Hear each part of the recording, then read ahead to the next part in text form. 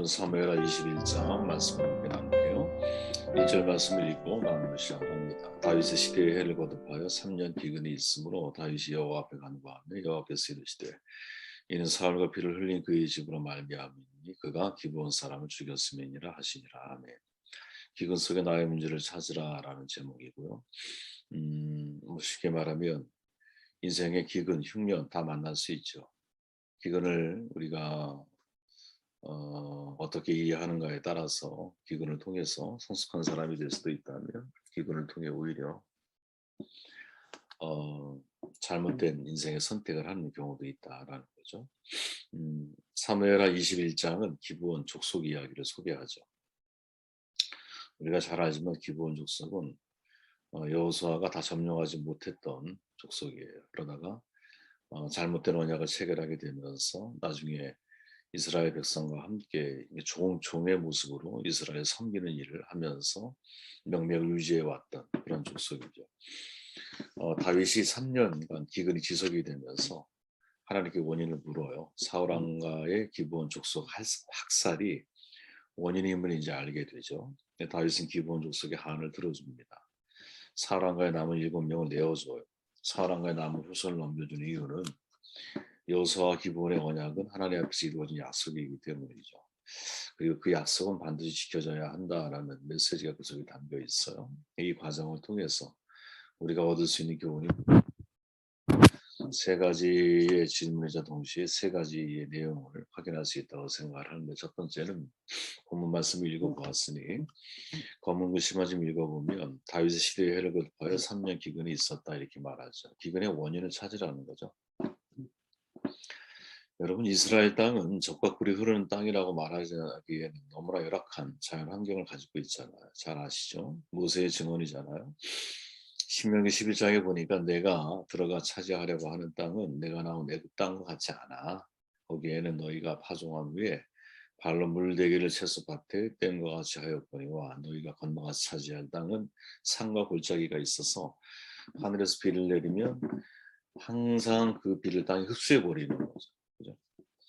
그러니 이제 농사짓기가 대단히 어려운, 경작이 어려운 땅인 거예요. 그래서 잇따른 말씀이 내 하나님 여호와께서 돌보아 주시는 땅이라. 하나님이 돌봐 주시지 않으면 그 땅에서의 삶을 영위해 나아가는 것은 쉽지가 않다는 거죠. 연초 연말까지 내 하나님 여호와의 눈이 항상 그 위에 있다. 단 전제는 무엇? 이스라엘 사람들이 약속의 울타리 안에 거했을 때, 이게 중요한 전제인 거죠. 애굽 땅처럼 땅이 비옥하거나 나일강에서 1년 내내 물을 공급받을 수 있는 것이 아니죠. 가나안은 산과 골짜기가 있어서 물을 다 흡수해 버려요.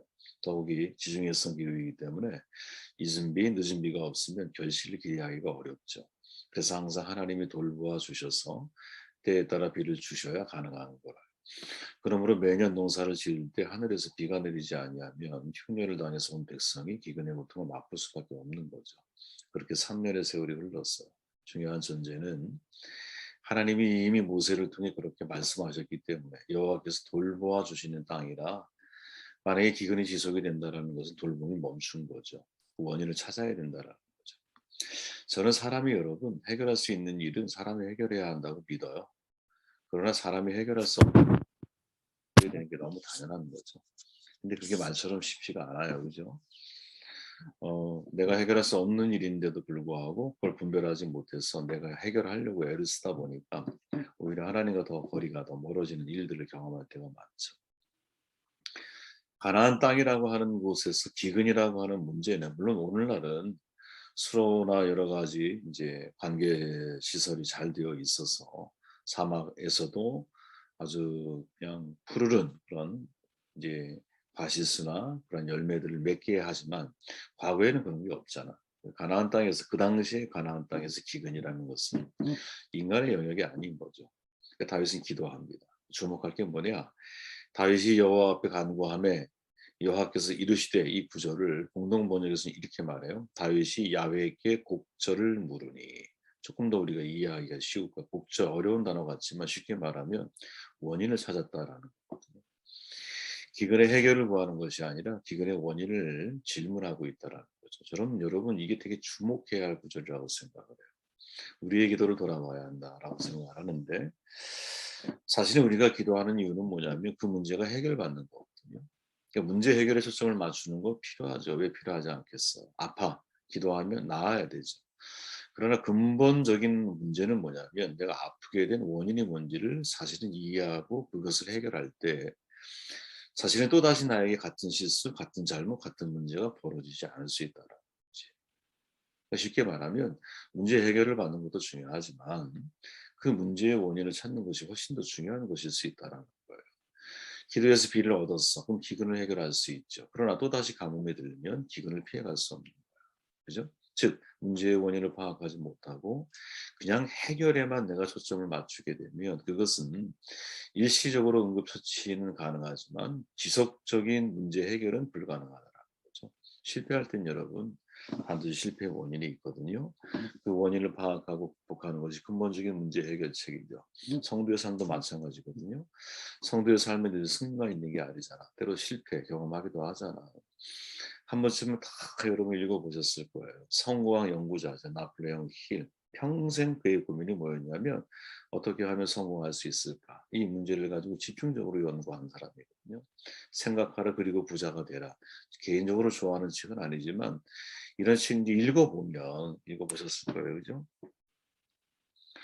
거기서 하는 메시지 핵심이 뭐냐면 성공을 위해서 실패의 원인을 철저하게 조사해야 한다. 이렇게 말하거든요. 만일 누군가 실패 현장에 있다면 그 자리에서 질문을 던져야 된다는 거예요. 야, 내가 뚜렷한 목적을 상실한 것은 아닌가? 여러분도 마찬가지죠. 내가 실패의 자리에 섰을 때 내가 하나님 안에서 뚜렷한 목적을 상실한 게 아닌가 질문해야 되거든요. 혹은 수양과 훈련이 부족한 것은 아닌가? 이건 힐이 말하고 있는데요. 또는 내가 습관적으로 게으르고 무절제한 욕망을 가지고 살아가는 것은 아닌가? 혹은 확실한 결단력이나 집중력이 부족한 것은 아닌가? 이 원인을 내가 사실은 질문하고 문제의 해결점을 근본적인 해결점을 찾아 나가기 시작할 때 실패에서 재기, 회복과 도약의 기회가 이제 만들어질 수 있는 것이지 이러한 원인에 대한 분석과 원인에 대한 해결을 내가 직면하지 못하면 사실은 우리는 같은 실수를 반복할 수밖에 없다라는 거지. 기근 자체 해결받는 거 중요하죠. 그러나 또다시 이 기근이 만들어지면 안 되잖아. 불행한 것은 뭐냐면 여러분 이 기근 이후에 다윗은 또다시 3년 이상의 기근을 경험하거든. 인구조사를 통해서.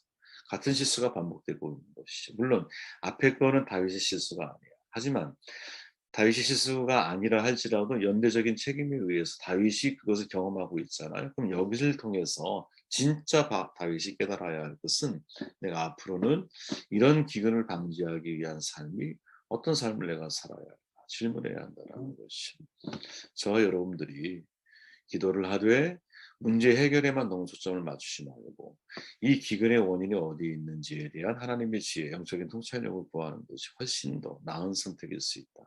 그것이 여러분들의 모셨으면 좋겠습니다.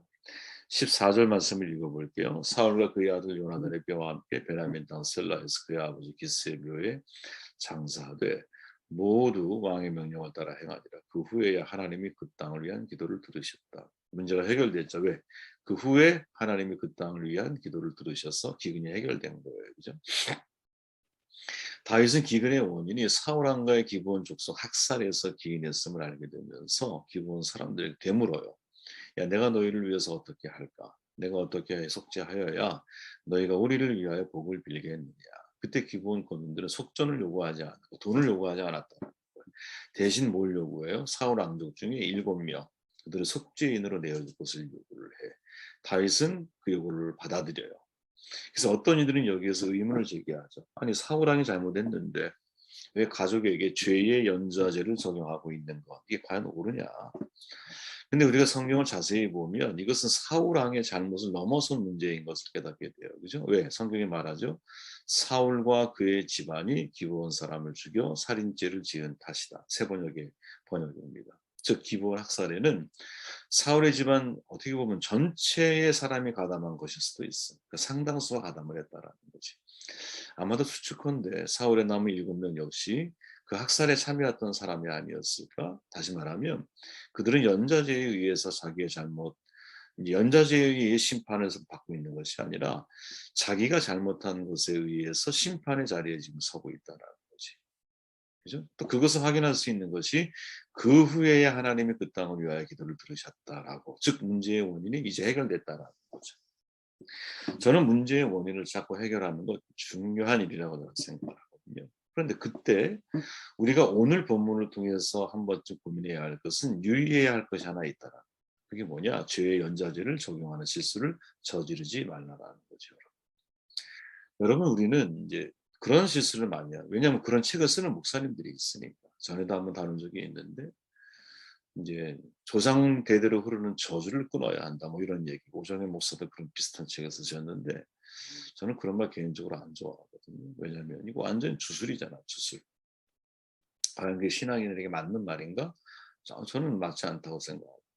근데 왜 그런 오류에 우리가 빠지게 될까요?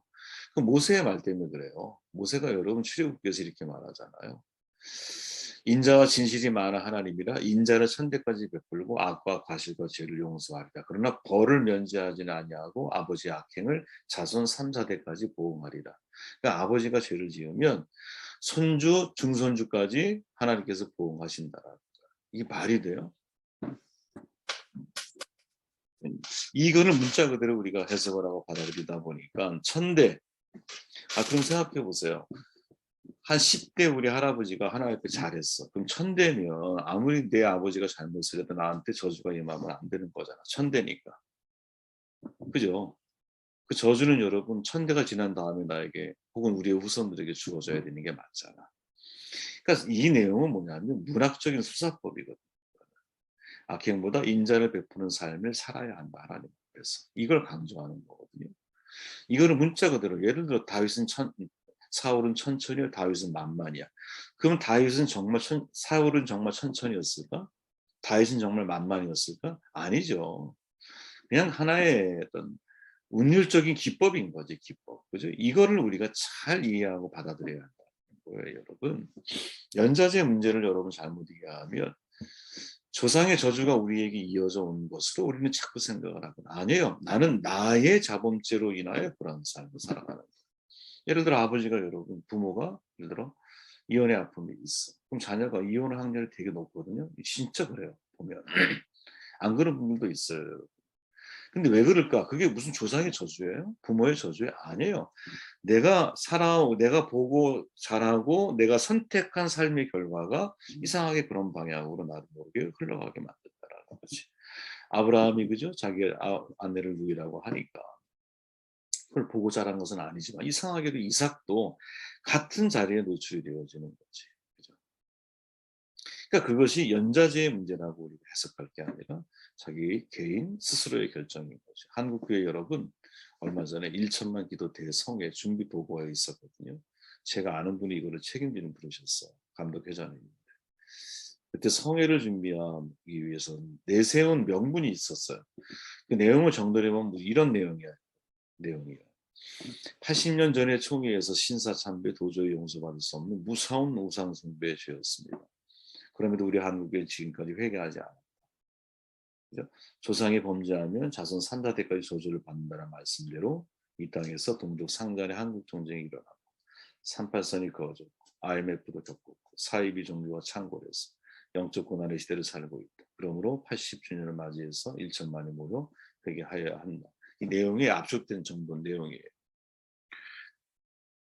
이런 발상과 생각이 과연 성경적일까? 이게 참 답답한 내용이죠. 왜 리더십들이 이런 이야기를 하고 있으니 부분적으로 맞을 수 있다고 봐요. 그러나 전체적으로 이게 정말 맞는 내용일까? 아니에요, 여러분. 왜?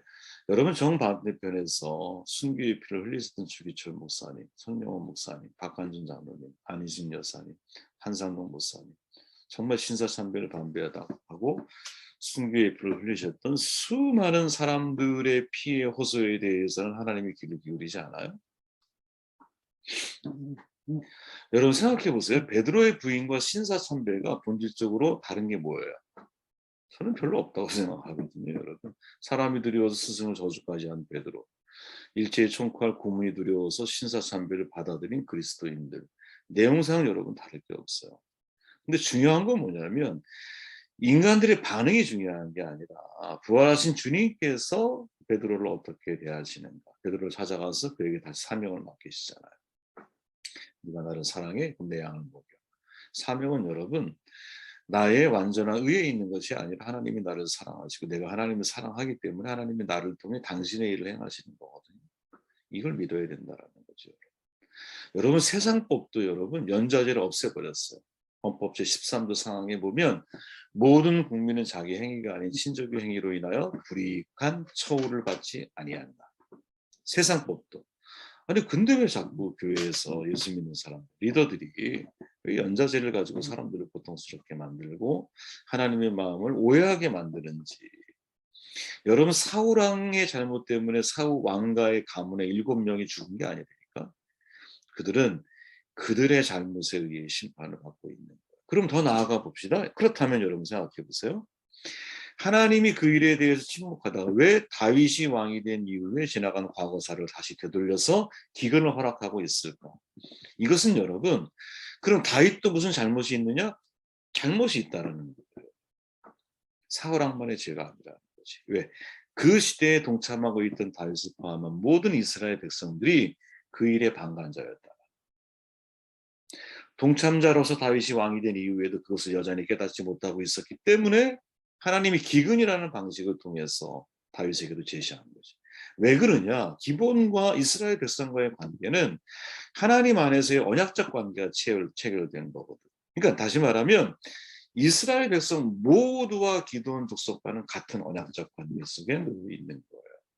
그래서 이스라엘 백성 누구든 이 언약을 파괴하면 사실은 이스라엘 전체가 약속을 파괴하는 것과 다를 바가 없다라는 거죠. 이것은 공동체 의식이라고 말하는 거예요, 여러분. 이거를 대표성의 원리인 거죠. 대표성의 원리. 여호수아와 기브온이 체결을 했어. 그럼 여호수아와 기브온 족속 단독으로 체결된 게 아니잖아요. 이스라엘이라고 하는 공동체성을 가지고 언약이 체결된 거 아니야, 그죠?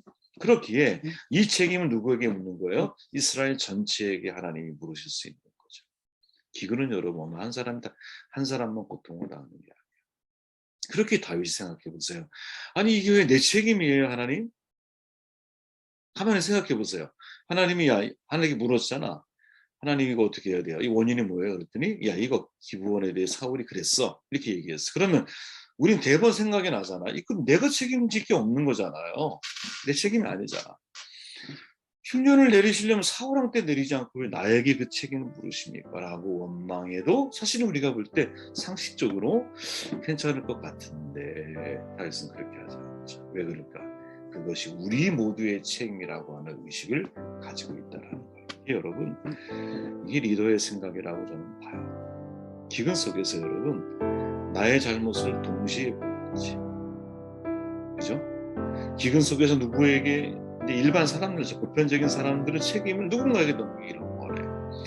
근데 그 기근 속에서 나의 책임이 있다라고 바라볼 수 있는 사람이 이런 사람이 리더가 아니겠는가. 남은 내용은 여러분이 읽어보시기 바랍니다. 우리 말씀을 듣고 기도하시고